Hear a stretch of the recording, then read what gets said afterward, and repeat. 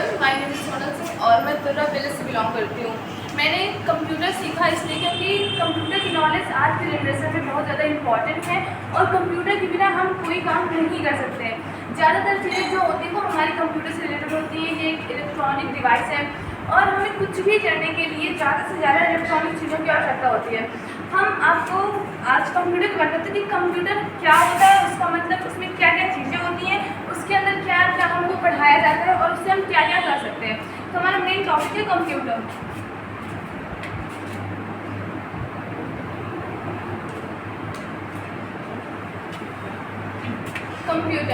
Computer एक electronics device होती है जिसका आविष्कार चार्ल्स हैवेल्स ने 1822 में किया था।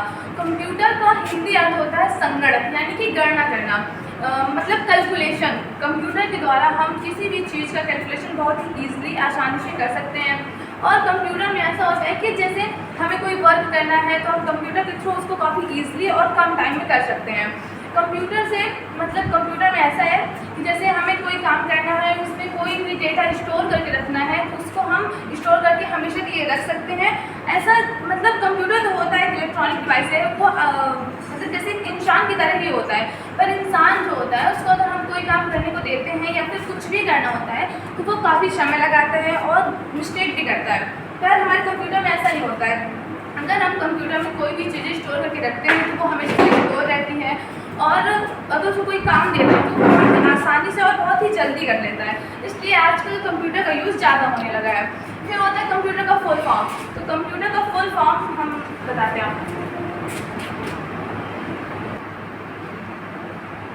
हमारा कंप्यूटर का फुल फॉर्म शी मीन्स होता है कैलकुलेशन। कैलकुलेशन का अर्थ होता है गणना करना। हमें किसी भी चीज़ का कैलकुलेशन करना हो तो हम बहुत ईजिली इसमें कर सकते हैं। फिर हमारा होता है ऑपरेटर। ऑपरेटर मीन्स होता है यूज। ऑपरेटर होता है किसी कंप्यूटर को चलाने के लिए हमें एक यूज़र की आवश्यकता पड़ती है जिसको हम ऑपरेटर बोलते हैं। फिर हमारा होता है मेमोरी। मेमोरी होती है जिसमें हम अपनी स्टोरेज कैपेसिटी को स्टोर करके रखते हैं। कंप्यूटर की मेमोरी मतलब मस्तिष्क, जिसको दिमाग बोलते हैं। फिर उसके बाद होता है हमारा प्रिंटर। प्रिंटर जैसे हम कोई भी चीज़ कंप्यूटर में प्रिंट करते हैं, उसमें मतलब बना के रख लेते हैं, उसको प्रिंट करके अगर हमें किसी को देना है तो उसके लिए हमें प्रिंटर की आवश्यकता पड़ती है।